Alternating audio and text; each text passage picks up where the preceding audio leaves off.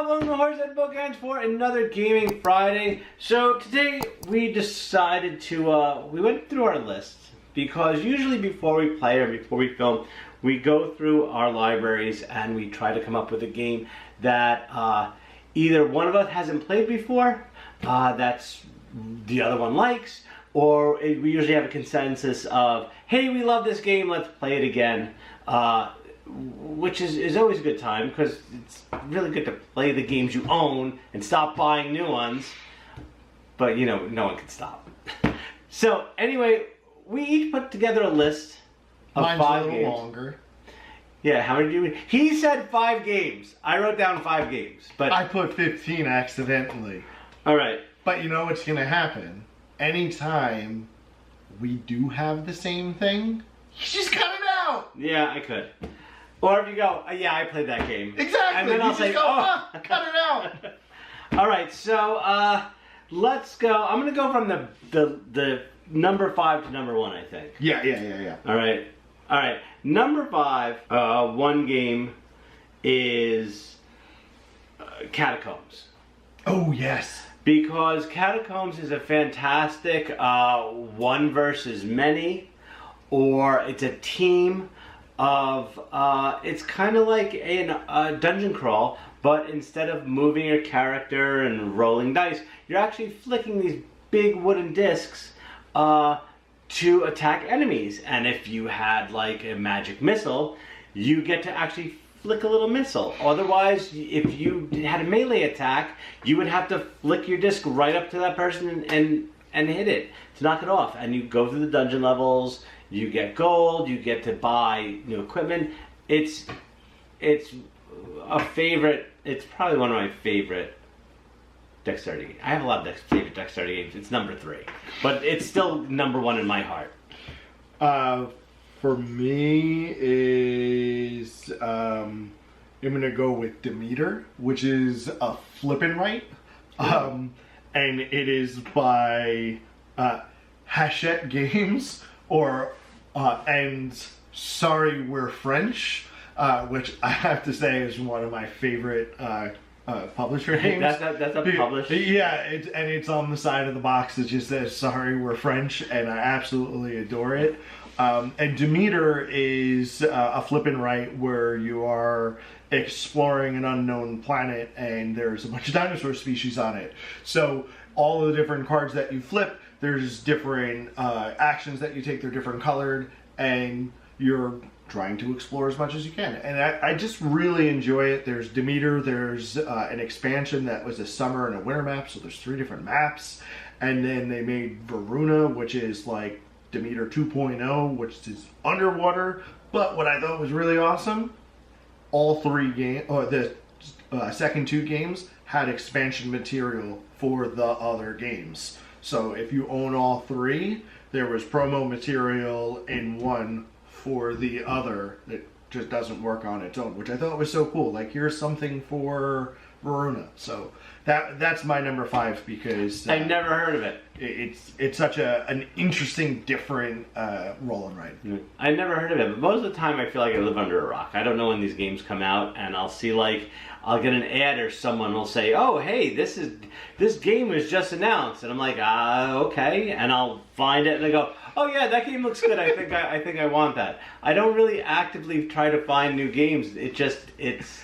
I'm like, oh yeah, that looks, yeah, okay. They just appear on the door. Here's some money. Yes, I want to play. All right, so number 4, I don't know if you played this one. I don't think you have. Okay. And that's the OG Dark Tower. I've never played the OG Dark Tower, ever! It's probably my number 1 game of all time. I've always wanted to. And the funny thing is, we just played it the other night with Ian. I don't think you were going to come up and you're like, oh, I can't make it. I'm like, oh, okay. And we're like, let's play Dark Tower. And we got batteries out, and it was so fun. It's so exciting. It's so random. Like, I don't understand. I was able to find the 3 keys and make it in the tower right away. It took Ian forever to get 1 key, and he just kept, the dragon just kept following him around the board. And he kept losing, like, his gold and his warriors. But it's my favorite. It's old. It's 80s. It's like it's a mechanical giant tower, not app based, and it's fantastic. Yeah, I'm really looking forward to it. It's awesome. Okay, so I'm gonna follow that up with one that is older that I don't know if you played. It's a 2-player only. It's by Avalon Hill and Hasbro. It's a Star Wars theme, and it's Star Wars. Oh, I know it. The Queen's Gambit. Yes. Have you played it? No, but I did play Battle Sarlacc Pit, which was fun. It was alright. Yeah, I love that game. The one with the Sarlacc Pit, and it's actually a pit, and it comes with little Gamorrean guards and jump the hut. It's just a skirmish game. Oh, You I play love one that against game. the other, and you move, and you get to knock each other into the pit. I love that game. We're gonna get that too. Anyway, Star Wars Queen's Gambit follows essentially the final battle of the Phantom Menace, of the 3-way duel between Qui-Gon, Obi-Wan Kenobi, and Darth Maul in the electrical area.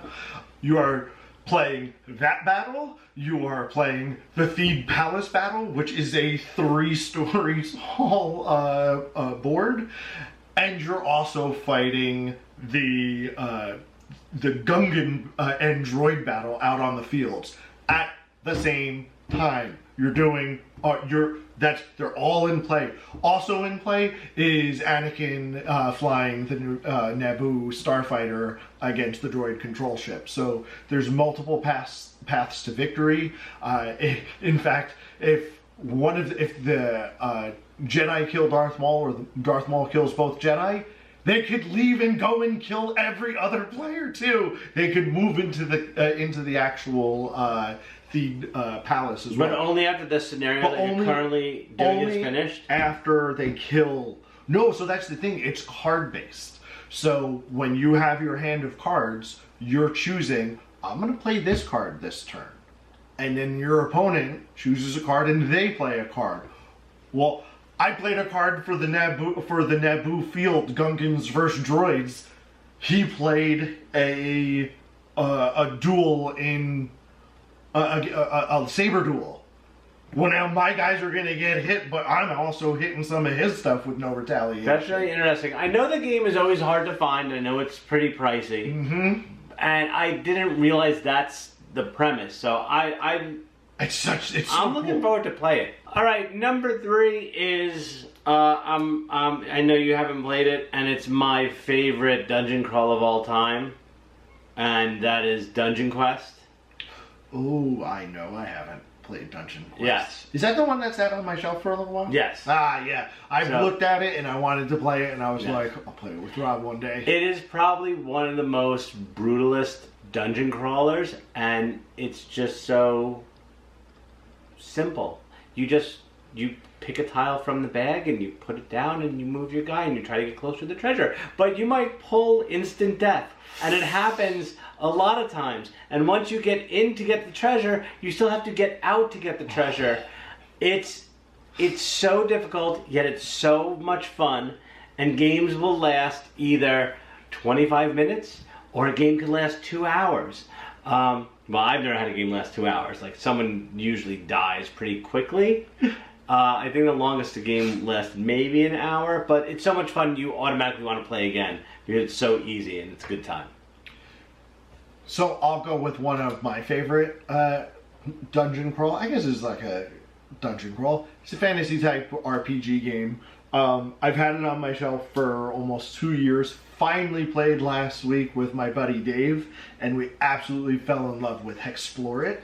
Yes, I've seen this come up a lot. I gun to my head, I couldn't pick it out of the lineup. All right, so but I've heard about it, and I think I would like it. It's such a cool concept because there's 4, 5. I think there's 5 volumes now. There's a new one coming, but each volume is a different boss. It's a different land. So the first one is the Valley of the Dead King. The Dead King's been wreaking havoc, and now he's turning to destroy all the cities. And you, as the heroes, have to power up and go take them on. And your character sheets are dry erase boards, and there's quests, there's circumstances that you roll for the round. There's only one player piece, so you always move as a team. You're always together. But it was such a cool thing because when you kill monsters and when you or do quests, you get rewards. They're power-up cards. Those power-up cards level up your stats without having to pay for them, so you just get like overjacked. It was such a cool game. All right, I definitely look forward to it. I definitely want to try it.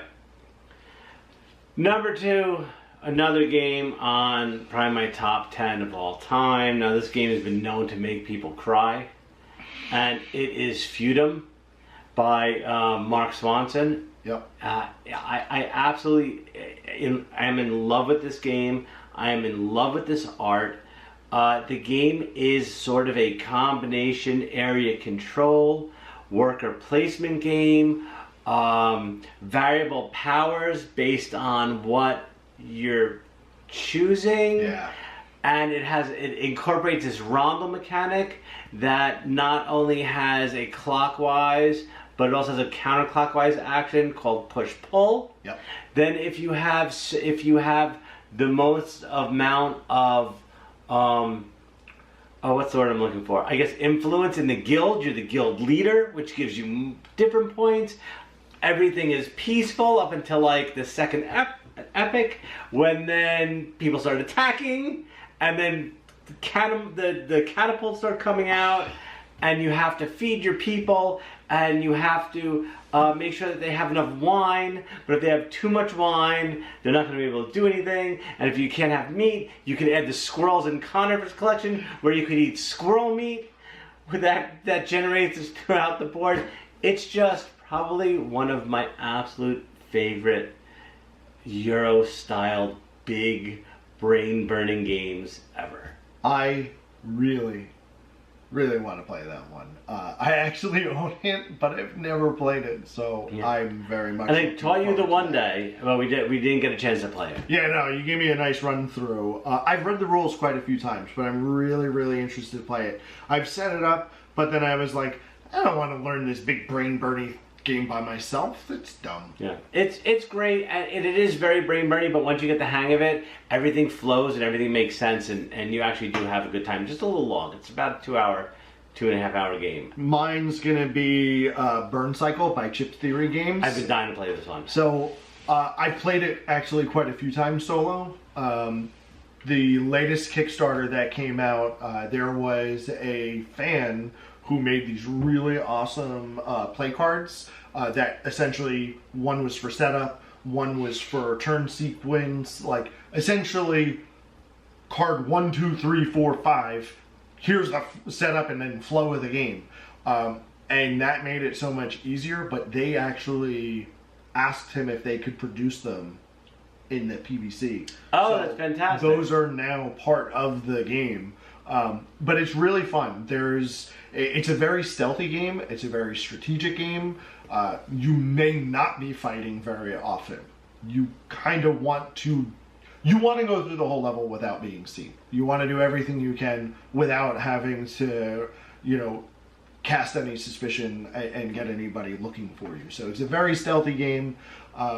And for me, I really enjoyed it because you really have to think about, like, well, if I go this way, I might trigger that bot. If I go over this way, this is going to happen.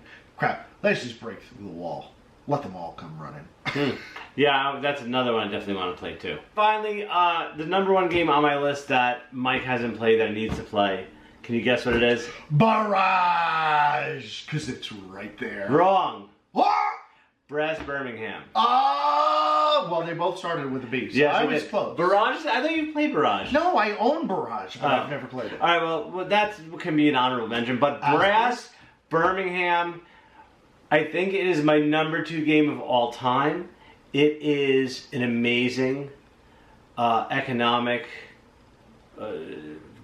game. It's so good. If you haven't played Brass Birmingham, I think if you like a heavier Euro style game, you're doing yourself a disservice by not playing it.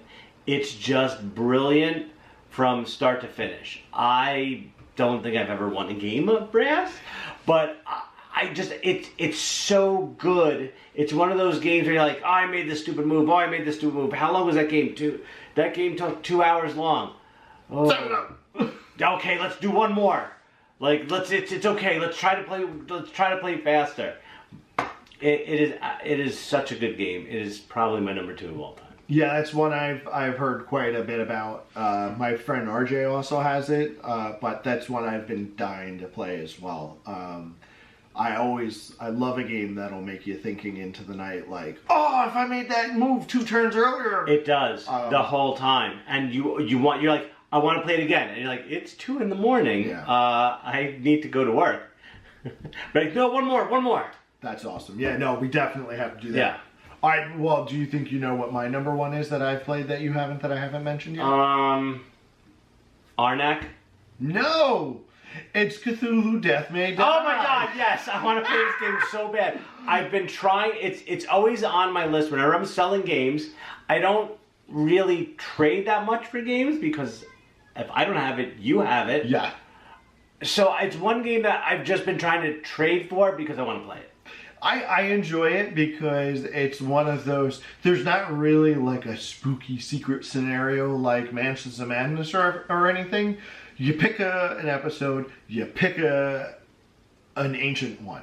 You could use any ancient one. They mix and match. You can play the same episode 5 separate times, one against each, against Hastur, against Cthulhu, against, whatever. But what I love about it is the game is essentially tiered. Cthulhu, the ancient one, is invulnerable and in an ethereal plane, and the cultists are performing a ritual to try and awaken him. And you have to disrupt that in order to bring him down to our plane so that we could kill him. He will eventually show up anyway, but if we could disrupt the ritual, we could get him here early and have more time to beat up on him. But this is a game that when you roll and you roll bad and you get the little squiggly marks that make you go insane, it's actually good because the more insane you go, the more powerful you become.